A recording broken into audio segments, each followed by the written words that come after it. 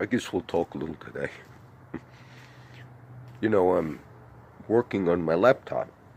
All of these are just talks. And I mentioned earlier when you run cleaners and you got to reconnect.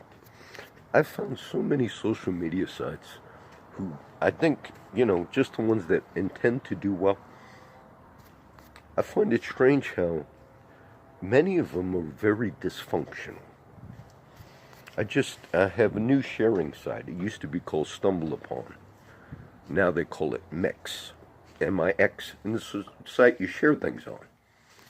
And so sure enough, whenever you reset your computer, clean it, like I mentioned earlier, okay, that's one of them. Took about an hour just for me to get back on.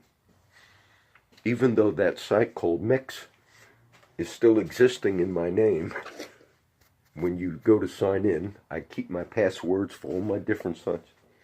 And it gives you 4 choices. And the choices, sign in with Facebook, Twitter, Google, and I got a few Google accounts. Okay. And then once you begin the process, it takes you to like a brand new site. You're going to start again, huh? Then you can never disconnect. Okay, let me try my Yahoo. Oh. And then I realized after about an hour or so of work, one of the choices you sign in with those major social networks, Twitter, Facebook, or Google, or Stumble Upon, which doesn't exist anymore. But that was the old account. So it basically took an hour. You can't just type your password. I save my passwords. I don't have to use Facebook and Google whenever. Even when I do videos, it's just a little critique and then something important at the end. Even Facebook has video uploads, but Facebook does not have share capability. You can share the links from videos that you upload, but they don't have them where you would share to Twitter or somewhere. That's competition. But even their video upload capability is fairly dysfunctional. I copy a lot of links and I know how to copy and paste links. But when you copy the link from a Facebook uploaded video, you copy at the bottom, hit copy, and it says copy URL at the present time, or share URL at the present time, or just copy URL. Okay, but they should either say share URL at the present time, like you could start, and the same thing. They had different, and then when you hit share link, it takes you to the top of the page of the video. It's not functional, and I upload a lot of videos to various sites that and I just find it interesting with the money and the time that some things are just not really functional. Even my Medium site changed something, and I thought they disconnected me. And I go to so many of my sites, and then where you hit publish or write was gone. I said, oh, I pay for that site. I do pay for some of my sites, by the way. I mentioned the other day, what I'm saying is I don't take money, but I pay for some sites. When you upload videos, some of those I got to pay for. Not a lot, but I pay for. And then I realized Medium changed the function where you got to go into your profile and then hit. I'm talking about also today's hit and run. And I mentioned earlier, and you saw the scene. Of course, it's in the news that there were not 2 vehicles involved, meaning there was a homeless guy walking across the street at 4 in the morning. And as I think back, and I've been to a lot of car wrecks, okay? 25 years as a firefighter. There was a lot of glass at that scene. I noticed it earlier. I knew where it happened, but when I was riding the motorcycle back to the house to get the car, that's when I saw the glass and the crime scene. There's just a lot of glass at that scene for a 1 vehicle involved hit and run. Normally, if 2 vehicles hit, you have all that. It just didn't seem to make sense to me, and I don't want to just start a conspiracy. But I thought about that because, like I said, I've been to a lot. Normally, when tragically a person is hit and run over, normally there's hardly any damage or hardly any glass. unless they flew up, hit a windshield. So I'll just mention that note. Just, I'm sure it's going to be investigated and everything.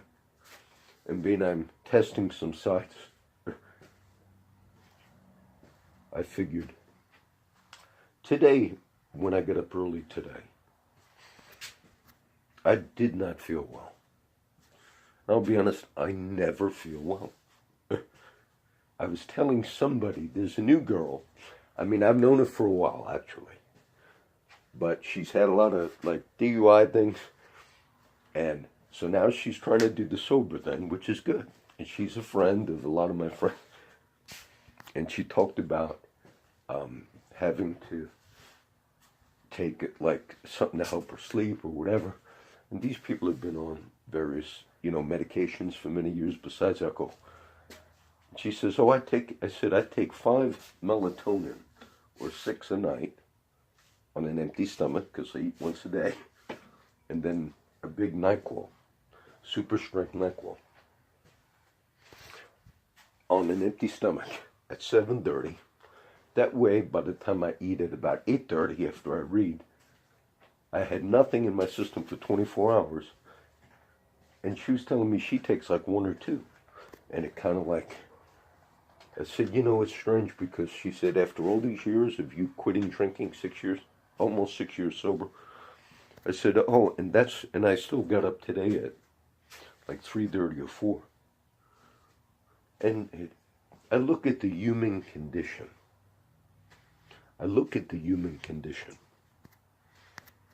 I say, it's a strange thing when I just look at the scenery of life. I'm surprised I haven't dropped walking. You say, and how could the human, it's a wonderful machine. We are fearfully and wonderfully made. And I think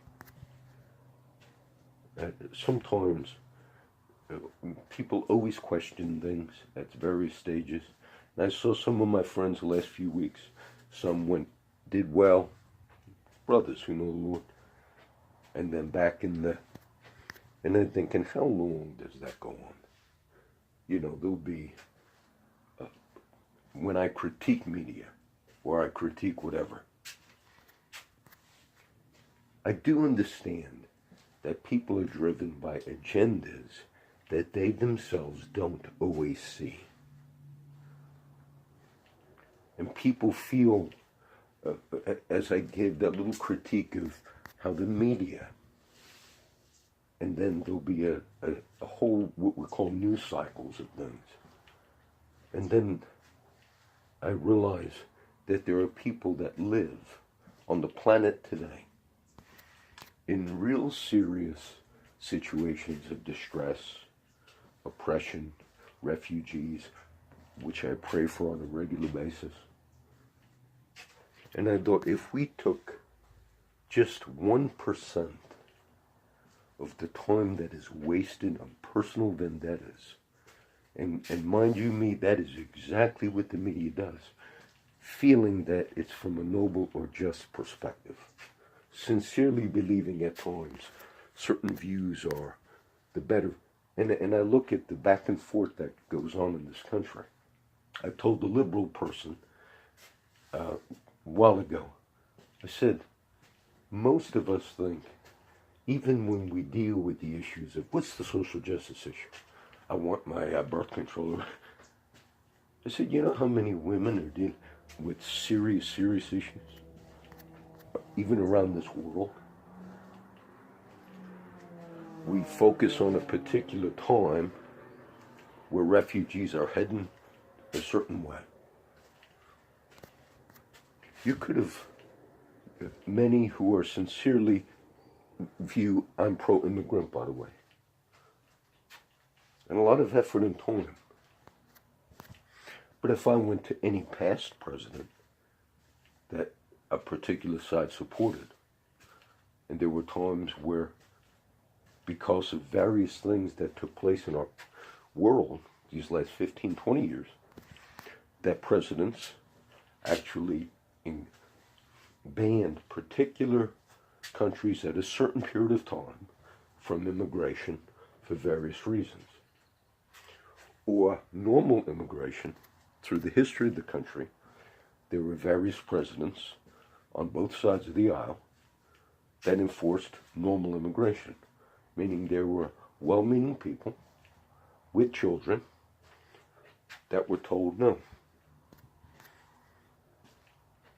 And I could have highlighted any one of those cases because of the simple laws of immigration and said, how dare you tell that mother no?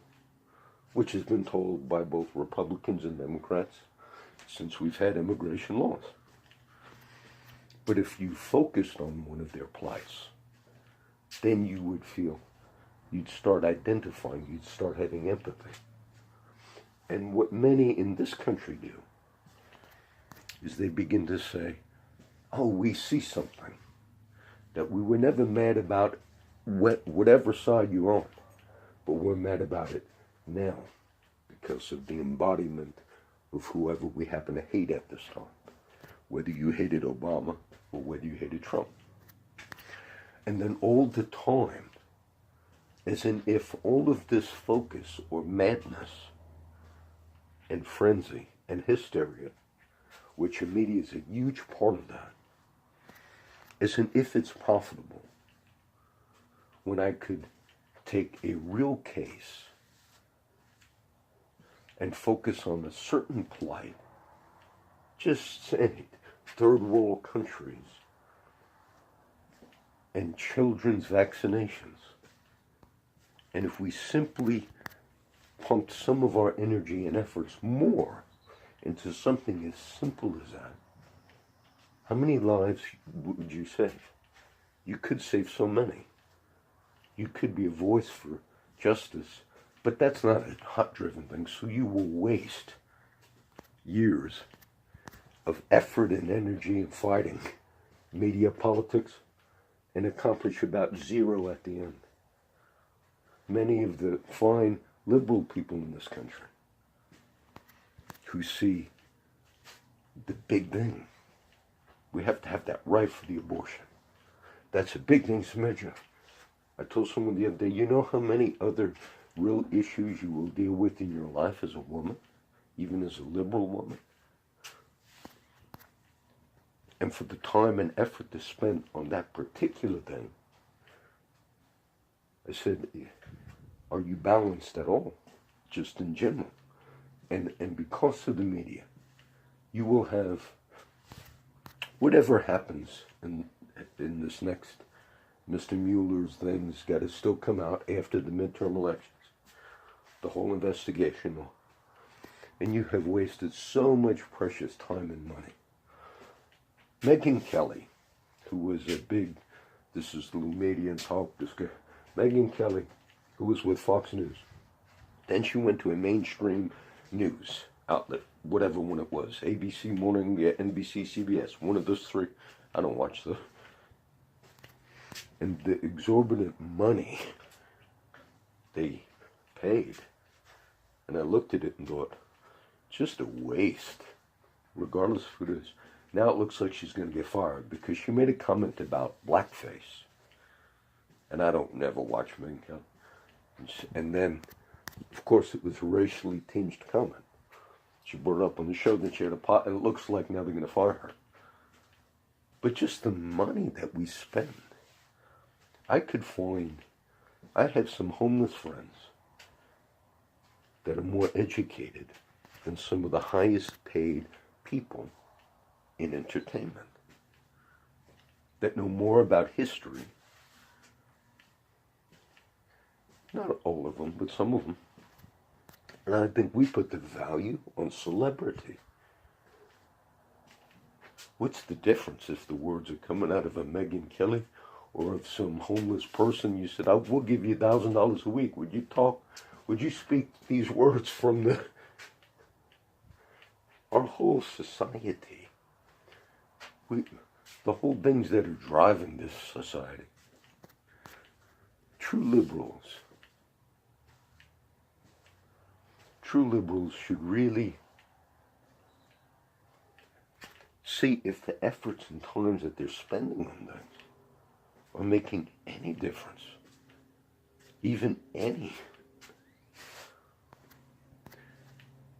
You could have accomplished a lot more this last 2 years. I talked about the immigration thing. And there were surely chances where you could have done something good. I don't really hear a lot of people talk about the dreamers anymore. Like if they really were concerned about them, particularly on that Democrat side. At one point, Mr. Schumer was crying. And I was like, you are very dysfunctional. You, Democrat and Republican. The two-party system is totally dysfunctional because it's not really driven. There are people that mean well, but like kids on a playground, you are not driven by a real sense of justice. If I had a problem in a business and I said, I need a team that's going to solve this problem, and then I had two groups in my company that were bickering, and they really didn't want to solve something. That's what this political party is in this country. And now you're going to have a whole thing on whoever, I don't know who's responsible for this pipe bombing thing, but because of the ones that were picked, such high profile, the media also has reported the last few days that the pipe bombs are sent to Trump's enemies. To Trump's enemies. Do you know, obviously, whoever's doing it and whoever did it picked particular ones, but some of the media coverage is basically saying when people sent bad stuff, when people shot Mr. Steve Scalise, the congressman who was shot, he spoke the other day, no media reported that somebody shot and attacked someone who is an enemy of Hillary or Obama. And granted, I understand they're not presidents now, but I think you get the gist of it. It's the narrative you run with. If when a Republican was shot, if the media began saying, oh, look at this, somebody shot an enemy of Hillary Clinton, an enemy of Obama, all of a sudden you're dragging the narrative one side against the other. And of course you know you do those things. You know you do those things. The New York Times admitted, New York, right there, and I walked past the building, the gray lady. They admitted in an interview, one of the top executives in the last month, said, oh yes, there's coming a day where we will no longer have a print paper. There's all my corpus in San Antonio, because they recognize the trend. So the printing of newspapers is going to go by the wayside, okay? That's where you see a lot of, in the Caller Times, which I look online, but I'll just get your headline because they want you to subscribe online. The Caller Times type of a paper will never survive, no matter what. Because the trend is you're going to get rid of paper eventually, and it's got to be online. And that's why what they're trying to do, just as a local market, is to get a lot of subscribers to the online. Most people will do what I do. I catch the other media outlets, KAAA, KCTV, KRS, our local media outlets, okay? And then if I see something in the Caller Times, and then you can watch it 3 times online, and then you got to get a subscription. Not out of anger, I just would never buy a subscription. Was this a shooting? Homeless man run over killed? KAAA. They actually broke it quicker than the Caller Times online today. So there's a trend where many media is going to be gone. There will be no more unless they can survive online. That's what New York Times is saying. So I speak to you today from a medium that, yes, anybody can have discussions on a medium. And I'm not the best speaker, and I understand all of that. But I'll grant you, I'm sure, on some of the issues I spoke on these last 6 years, 10 years, how many years, I'm sure on some of them, I probably did a better job than others in the media that were being paid millions and millions and millions to not even know that to say blackface is offensive. And I understand Miss Kelly, and she made more than she should have never made 1/1,000,000th of the money she made. Her talent is not equal to that. We just want to put a pretty face on. Oh, look at the money. Oh, we need to reevaluate all of these values that we deem high, that we fight for. They will be fighting in the media and the political fights. Next to all that energy, you could have saved a life. You could have saved a black kid in some underdeveloped country that they don't have the simple, and some in the worst case scenarios are dying because they simply don't have a $1 plate of soup. Say, how could we change this, Trump? You could have adjusted your narrative, media, instead of your hatred of whatever side it is. So now look at this. Let's focus on this plight. Of course, it was wrong for the Saudis to be behind the murder of that reporter Khashoggi in Turkey. They killed him. Okay, bad thing. Not good. Now watch the media give like a world war over a certain particular thing. And I thought, but how we applauded in the Western world when the bombs bursting in air. CNN, Wolf, all of you. Look at the Iraq war. Totally unjustified, totally manipulative, and it only took place because of the talking corporate media that said, oh, they told us there was weapons of mass. And then what did we broadcast on our media? Look at the beauty of those bombs. Look at them. We showed all like we're watching a game. And you'd think the value of a journalist should command such outrage. And I could give you case after case after case. Afghanistan, Waziristan, the places where even till this day, because of the ongoing thing in Afghanistan, where kids are still dying. Not on purpose, but because of actions that the Western world deemed, oh yeah, and we glorified, and the media glorified. What a waste of time, of money, of energy. And in the end you say, well, we were driven by righteousness. No, you weren't. No, you weren't. You're driven because of an insanity and an inability to see the time that you have wasted.